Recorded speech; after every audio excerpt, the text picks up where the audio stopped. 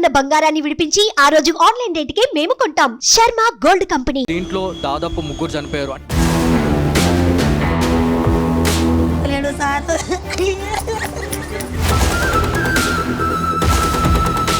ఒకటే రోజు పోయింది, తెల్లారి అయితే 30,000 40,000 పోయినా సరే ఇంటికి వచ్చేసింది.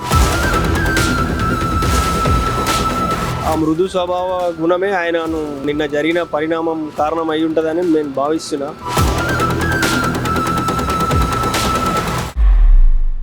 సీక్రెట్ రిలేషన్షిప్, అదే సంబంధం లేని మనిషితో సంబంధం ఏర్పడటమే ఈ సీక్రెట్ రిలేషన్షిప్. స్టార్ట్ అయ్యేటప్పుడు ఇలాంటి రిలేషన్షిప్స్ చాలా స్వీట్గా ఉంటాయి, కానీ ఎండింగే ఎవరు ఊహించనంత ట్రాజడీగా ఉంటుంది.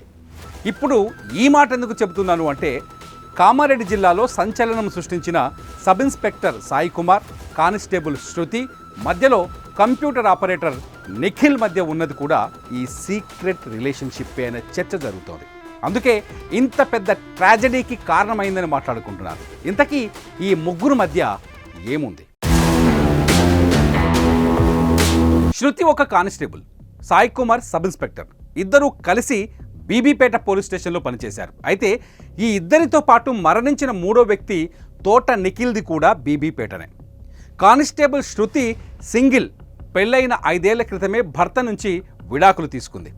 At the same time SI Sai కుమార్కి పెళ్ళైంది, పిల్లలు కూడా ఉన్నారు. నిఖిల్ పెళ్లి కావాల్సిన కుర్రాడు. ఈ ముగ్గురిని కలిపింది ఏంటి అంటే బీబీపేట పోలీస్ స్టేషన్. దీంతోనే వీళ్ళ ముగ్గురికి ఏదో సీక్రెట్ రిలేషన్షిప్ ఉందన్నది చాలా స్పష్టంగా అర్థమవుతోంది.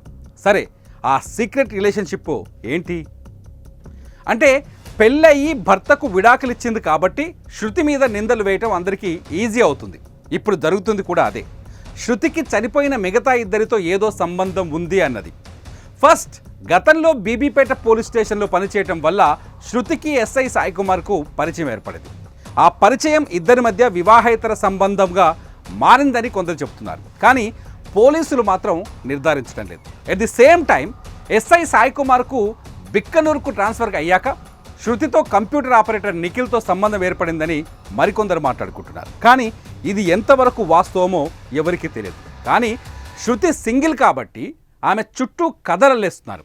ఇది మాత్రం వాస్తవం. నిజానికి వీళ్ళ మధ్య వివాహేతర సంబంధమే ఉందా? పోలీసులు కూడా ఇదే కోణంలో విచారణ చేస్తున్నారు. అవును, చేయడానికి అవకాశం ఉంది. ఎందుకంటే ముగ్గురు కలిసి చనిపోయిన తీరు అలాంటి అనుమానాలకే దారితీస్తుంది. కానీ ఇందులో వాస్తవం ఎంత ఎవరు చెప్పలేని పరిస్థితి. పోలీసులు మాత్రం ఈ ముగ్గురు మధ్య ఉన్న పరిచయాలకు సంబంధించిన రకరకాల ఎంక్వైరీలు చేస్తున్నారు. వాళ్ళ ఫోన్ కాల్స్ లిస్ట్ తీస్తున్నారు, వాళ్ళ వాట్సాప్ చాట్స్ని రీట్రైవ్ చేస్తున్నారు, వాళ్ళు మాట్లాడుకున్న మాటల్ని కనిపెట్టే ప్రయత్నం చేస్తున్నారు. ఎంత వీలుంటే అంత టెక్నికల్ ఎవిడెన్స్ని బయటకు లాగుతున్నారు. అది లాగితే కానీ శృతి సబ్ ఇన్స్పెక్టర్కి ఉన్నది వివాహేతర సంబంధమా, శృతికి నిఖిల్కి మధ్య ఉన్నది ప్రేమ బంధమా అన్నది క్లారిటీ వస్తుంది. సరే, ఈ ముగ్గురు కలిసే ఎందుకు చనిపోయారు? ఎస్, మిస్టరీ అంతా ఇదే. ముగ్గురు కలిసి ఎందుకు చనిపోయి ఉంటారు? ఇక్కడ కొన్ని అనుమానాలు కలుగుతున్నాయి. ఈ ముగ్గురికి మధ్య ఒకరికి తెలియకుండా ఒకరికి వివాహేతర సంబంధం ఉంటే ఖచ్చితంగా ఈ ముగ్గురులో ఎవరో ఒకరు మరో వ్యక్తి పైన పగ తీర్చుకోవాలి అనుకుంటారు. అలా చూసినప్పుడు ఎస్ఐ సాయి కుమార్ వైపే అన్ని వేళ్లు చూపిస్తున్నాయి. ఇప్పుడు స్థానికంగా మాట్లాడుకుంటున్న దాన్ని బట్టి సాయి కుమార్ బీబీపేట పోలీస్ స్టేషన్ నుంచి వెళ్ళిపోయిన తర్వాత శృతికి నిఖిల్ కనెక్ట్ అయ్యాడని తెలుస్తోంది. సో సాయి కుమార్కు నిఖిల్ శృతి పైన పగ తీర్చుకోవాలనే కోపం పెరగచ్చు.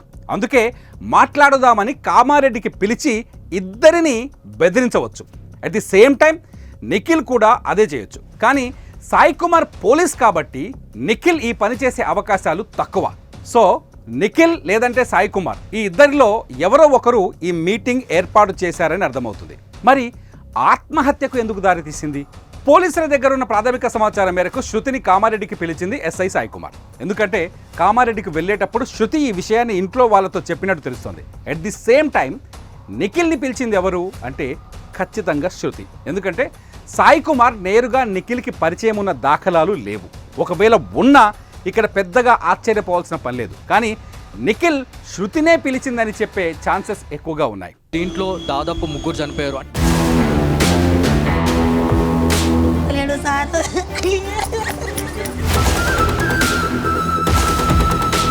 ఒకటే రోజు పోయింది, తెల్లారి అయితే 30,000 40,000 పోయినా సరే ఇంటికి వచ్చేసింది. ఆ మృదు స్వభావ గుణమే ఆయనను నిన్న జరిగిన పరిణామం కారణం అయి ఉంటుందని నేను భావిస్తున్నా.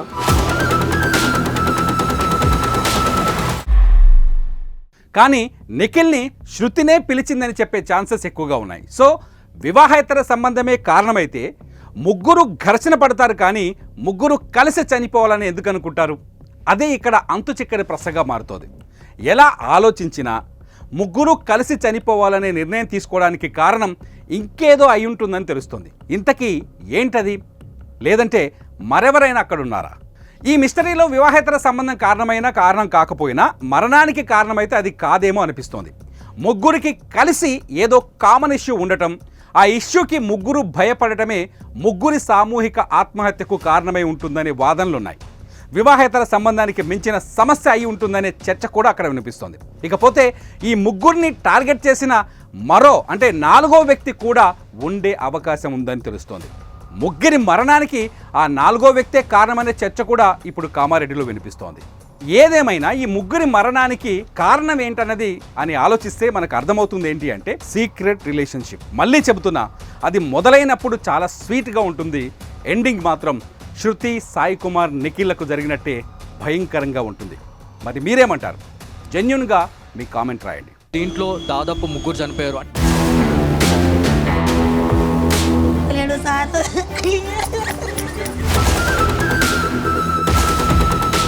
ఒకటే రోజు పోయింది, తెల్లారి అయితే 30,000 40,000 పోయినా సరే ఇంటికి వచ్చేసింది.